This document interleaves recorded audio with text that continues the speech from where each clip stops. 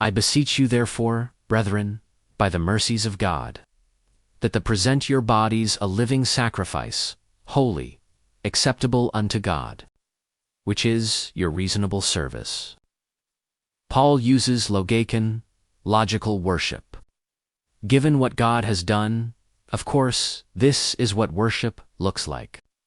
But what does it mean to be a living sacrifice? A dead sacrifice stays on the altar, no choice.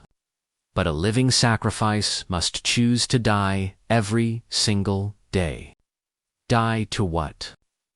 Our rights, our freedoms, our preferences, for whose sake?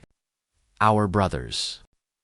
Jesus made it clear, if thou bring thy gift to the altar, and rememberest that thy brother hath aught against thee, leave there thy gift first, be reconciled to thy brother, and then come and offer thy gift. Your worship means nothing if you're at war with your brother. John wrote, if a man say, I love God, and hateth his brother, he is a liar. The word is agape, not emotion, but sacrificial action. Love that costs you something. Paul says, let us not judge one another any more, but judge this rather, that no man put a stumbling block in his brother's way, proselytize something that trips you up. Then destroy not him with thy meat, for whom Christ died. If Christ loved your brother enough to die for him, how dare you destroy him over your freedom? Paul's commitment, if meat make my brother to offend, I will eat no flesh while the world standeth. Paul would rather become a vegetarian for life than cause his brother to stumble. Jesus said, but whoso shall offend one of these little ones, it were better for him that a millstone were hanged about his neck, and that he were drowned in the depth of the sea. Imagine, a man walks into church fighting addiction, alcoholism, pornography, drugs. Everywhere else bombards him with triggers. But he heard the church offers rest. He sits down, heart crying out for transformation. Then he smells it. Alcohol on his brother's breath. He sees immodesty in the sanctuary. He hears conversations about the club, the very lifestyle he's escaping. The craving awakens.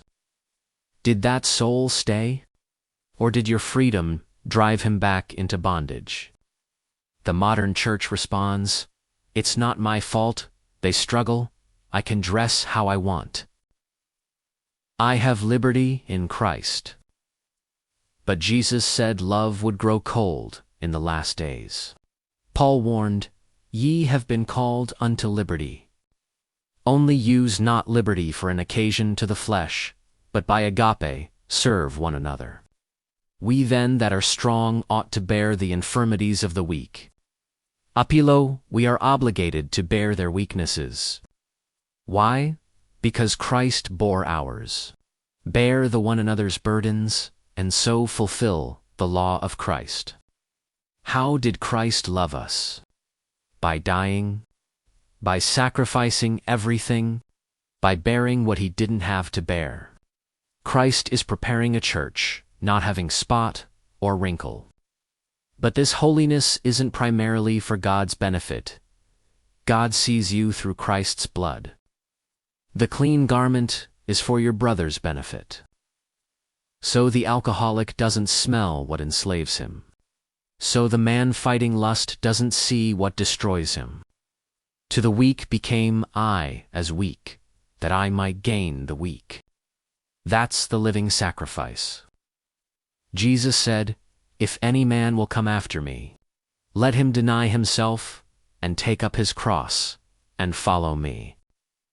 But look at us. We sing, I want to be like Jesus. Then we refuse to sacrifice anything for our brother. How can we say we love Jesus, that we want to be like him, when he died for us? and we can't even pick up our cross for our brother. He laid down his life. We won't lay down our preferences. He bore the world's sin. We won't bear a brother's weakness.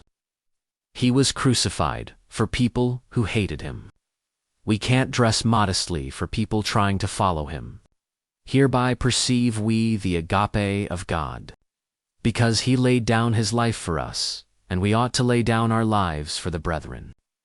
By this shall all men know that they are my disciples, if they have agape one to another, not by your freedom, not by your rights, but by your sacrificial love. What will they see? A people who love freedom more than their brother, or a people who would rather die than cause another to fall? The altar is waiting.